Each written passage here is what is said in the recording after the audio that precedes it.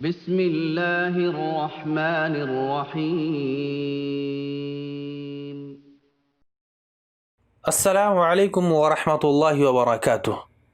آج کی اس ویڈیو میں قربانی کے دو بہت ہی اہم مسئلہ بیان کرنے جا رہا ہوں، اس لیے ویڈیو کو مکمل ضرور دیکھیں۔ پہلا مسئلہ، اکثر دیکھا جاتا ہے کہ لوگ بقرعید کے موقع پر پہلا قربانی حضور پاک صلی اللہ علیہ وسلم کے نام سے کرنا ضروری سمجھتے ہیں۔ کیا یہ صحیح ہے؟ اور یہ بھی دیکھا جاتا ہے کہ اکثر لوگ مرحومین کی طرف سے یا حضور صلی اللہ علیہ وسلم کی طرف سے قربانی کرتے ہیں، جبکہ ان کے اوپر قربانی واجب ہوتا ہے۔ تو کیا اس طرح کا عمل کرنا صحیح ہے؟ تو آئیے ناظرین، میں سب سے پہلے یہ بات واضح کر دوں کہ بقرعید کے موقع پر پہلا قربانی حضور پاک صلی اللہ علیہ وسلم کے نام سے کرنا اور اس کو ضروری سمجھنا، یہ بالکل بے بنیاد باتیں ہیں۔ شریعت کی نظر میں اس کی کوئی بھی حقیقت نہیں ہے۔ اب آئیے میں آپ کو تفصیل سے سمجھانے کی کوشش کرتا ہوں یہ سارا مسئلہ۔ ناظرین، امیر المومنین حضرت علی رضی اللہ تعالی عنہ دو دمبوں کی قربانی کیا کرتے تھے۔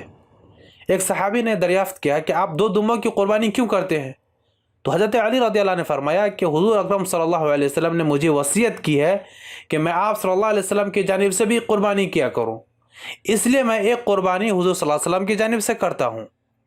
حدیث میں ہے کہ حضرت حنش رضی اللہ تعالیٰ عنہ روایت کرتے ہیں کہ میں نے حضرت علی کو دیکھا کہ انہوں نے دو دمبوں کی قربانی دی۔ میں نے عرض کیا کہ یہ کیا ہے؟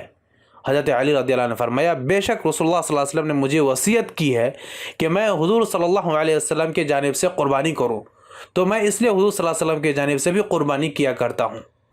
اکثر وہ لوگ جو اپنی قربانی جو ان کے اوپر واجب ہوتا ہے وہ ادا کرتے ہوئے حضور صلی اللہ علیہ وسلم کی جانب سے دے رہے ہیں، تو یہ بہتر ہی نہیں بلکہ باعث خیر و برکت بھی ہے۔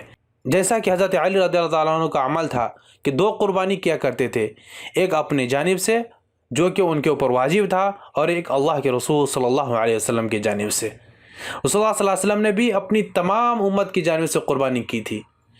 ناظرین، بعض لوگ جن کے اوپر قربانی واجب ہوتی ہے، واجب قربانی اپنی جانب سے دینے کے بجائے پہلی مرتبہ حضور صلی اللہ علیہ وسلم کے نام سے دیتے ہیں، اس کے بعد کے سال اپنے نام سے دیتے ہیں، تو ان کے ذمے جو واجب قربانی ہے اس کو چھوڑنے سے گناہ لازم آئے گا، بلکہ جس پر واجب ہوتی ہے وہ واجب ادا کرے، اس کے بعد استطاعت ہو تو حضور صلی اللہ علیہ وسلم کے نام سے دے، اور مرحومین کے لیے بھی دے۔ جس طرح ایصال ثواب کے لیے تلاوت قرآن، صدقہ و خیرات کر سکتے ہیں، اسی طرح نفل قربانی بھی کر سکتے ہیں، اور قربانی کی دنوں میں قربانی کے ذریعے ایصال ثواب سے بہتر کوئی عمل نہیں ہے۔ لیکن یہ اس وقت ہے جب کہ آپ استطاعت رکھتے ہوں دو قربانی دینے کی، ایک آپ کے اوپر جو واجب ہے پہلے آپ اس کو ادا کیجئے، پھر اگر آپ کے پاس استطاعت ہے تو آپ حضور صلی اللہ علیہ وسلم کے نام سے بھی دیجئے اور اپنے مرحومین کے نام سے بھی دیجئے، تو یہ اس سے بہتر کوئی بات ہی نہیں ہو سکتی ہے۔ دوسرا مسئلہ، قربانی کے وقت جن کے نام سے قربانی ہو رہا ہے کیا اس کا موجود ہونا ضروری ہے؟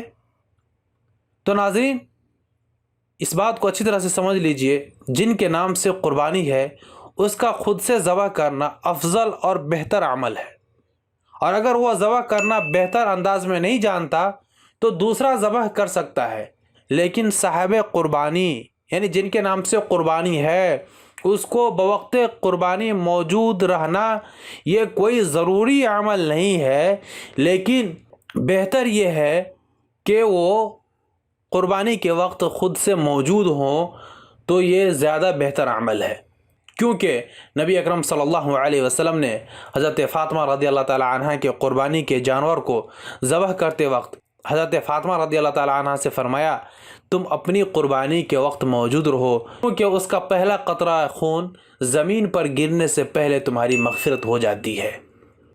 اللہ تبارک و تعالی سے دعا ہے کہ اللہ تبارک و تعالی ہم سب کی قربانی کو قبول فرمائے اور صحیح نہج پر قربانی کرنے کی توفیق عطا فرمائے۔